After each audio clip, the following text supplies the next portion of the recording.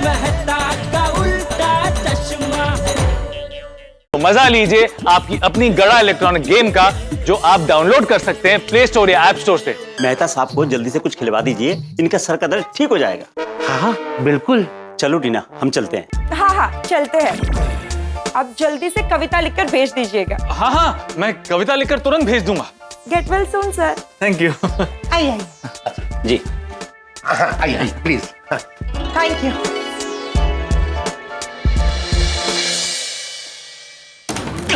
Thank you thank you thank you. आपने मुझे बचा लिया। सच थैंक यू। Most welcome. चलो अच्छा हुआ, मुसीबत टली। अब मैं जल्दी से बॉस के लिए कविता लिख देता हूँ और तुरंत उन्हें भेज देता हूँ, तो मुद्दा सॉल्व हो जाएगा।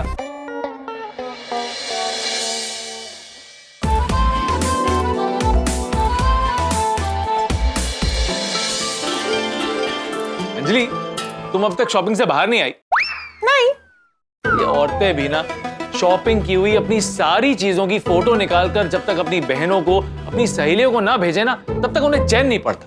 तारक, शॉपिंग की फोटो शेयर करने का ना मजा ही कुछ और है। और जब this is so beautiful, so gorgeous, so trendy, हो इतने सस्ते में कहाँ से मिला, ऐसे कमेंट्स आते हैं ना, तो दिल में एक अनोखा सा सुकून जाग उठता है और तब लगता है जैसे पैसा वसूल हुआ है।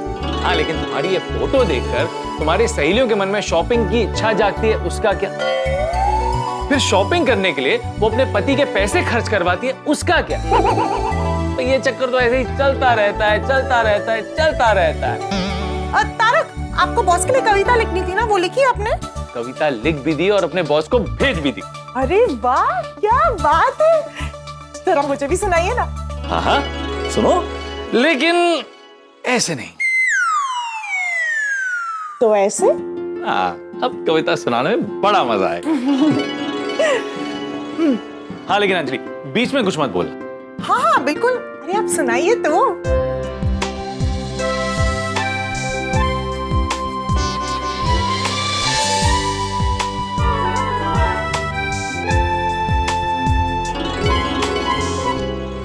अंजलि, कविता पूरी होगी, अब तुम वाह कर सकती हो। ना ना, मतलब ये कविता सुनकर बॉस की वाइफ को ऐसा नहीं लगेगा कि उन्होंने ये कविता लिखी है। क्या? इतनी प्यारी कविता है, बहुत अच्छी है तारक, हाउ रोमांटिक। वैसे एक बात तो है कि बॉस की वाइफ के लिए आपने इतनी प्यारी कविता लिखी, आज तक आपने मेरे लिए कभी ऐसी कविता नहीं लिखी। सच कहूं अंजलि, तो ये कविता मैंने तुम्हें मन में रखकर ही लिखी है। तो ये कविता एक्चुअली सिर्फ तुम्हारे लिए। सच? तारक, आपने तो मुझे इमोशनल कर दिया। I love you। आज मेरी तरफ से आपको double thank you so much। तुम्हें तो ये कविता पसंद आ गई, बस अभी बॉस की वाइफ को भी ये कविता पसंद आ जाए और वो खुश हो जाए। अरे इसमें कोई डाउट ही नहीं है, ऑफ कोर्स अच्छी लगेगी।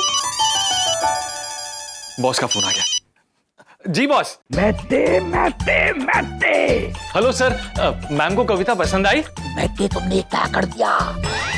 अरे मेरा पूरा कपड़ा दिमाग ही हिला कर रख दिया। मैम को कविता पसंद नहीं आई? अरे पसंद नहीं आई? क्या बात कर रहे हो मैते, क्या बात। अरे वो तो तुम्हारी कविता सुन के एकदम दीवानी हो गई है, दीवानी। क्या लिखा है तुमने? प्रिय, तुम ही मेरा दिन हो, तुम ही मेरी रात हो, तुम ही मेरे जीवन की सबसे छुट्टी सौगात हो। वाह वाह वाह। मैते वो बहुत खुश है आज, बहुत खुश है। Thank you sir, thank you so much. अरे नहीं नहीं, थैंक यू तो मुझे तुमको बोलना चाहिए। तुमने मेरी वाइफ का बर्थडे एकदम स्पेशल बना दिया है, वो खुश हो गई है, खुश। और अब मैं भी तुम्हें एक बहुत प्यारी छुट्टी सौगात देने वाला हूँ। Really sir? हाँ, तुम एक काम करो, तुम कल भी हाफ डे ले लो, ठीक है? हाफ डे ले लो, छुट्टी ले लो। और तुम मैती को लेकर मां लक्ष्मी मॉल में जाओ, वहां पर बड़ा प्यारा सेल आया हुआ है आजकल। नहीं सर, वहां सेल आज के दिन ही था। आज के दिन के लिए तुम्हें ये बात कैसे मालूम? वो सर, मैंने आपसे कहा था ना कि मेरे पड़ोसी वहां गए थे, जो आपसे मिले थे, उन्होंने ही मुझे बताया। अच्छा अच्छा, ठीक है ठीक है। अच्छा सुनो, मेरी वाइफ अकेली बैठी है, मैं भी जाता हूँ उसके पास। है जी सर, उनको मेरी तरफ से और अंजलि की तरफ से हैप्पी बर्थडे विश कर दीजिएगा। चलो फिर okay bye. Okay sir, have a happy evening, bye. Anjali, boss को और बॉस की वाइफ को कविता बहुत अच्छी लगी। तो मुझे पता था। चलो फिर, बॉस भी खुश, बॉस की वाइफ भी खुश, पड़ोसी भी खुश, मेरी पत्नी भी खुश, सारे गोकुल धाम वासी खुश खुश खुश। और ये सब का क्रेडिट सिर्फ आपको जाता है। हाँ अंजलि, लेकिन अभी मुझे जाना है। कहाँ? बॉस की वाइफ के बर्थडे डिनर पर? मुझे पता है आपको सोडा शॉप जाना है। मैं अपने दोस्तों के साथ अपनी खुशियां बांटना चाहता हूँ। क्योंकि खुशियां बांटने से बढ़ती है और गम बांटने से कम होता है। और जब तक आप अपने दोस्तों के साथ गप्पे नहीं लड़ाएंगे तब तक आप संपूर्ण रूप से खुश कैसे होंगे? ये कही ना तुमने लेखक की पत्नी वाली बात। मैं चलूं? जाइए। बाय। अरे तो कुछ नहीं आती भाई, एक बार माधवी बाजार से घर आई और मुझे बोला कि मैं आपके लिए आपके फेवरेट जर्दालू लेकर आई हूँ। बैग चेक की तो उसमें से निकले कच्चा आलू। कच्चा आलू? अरे कच्चा आलू नहीं रे, कच्चा आलू, कच्चा आलू, अरबी अरबी।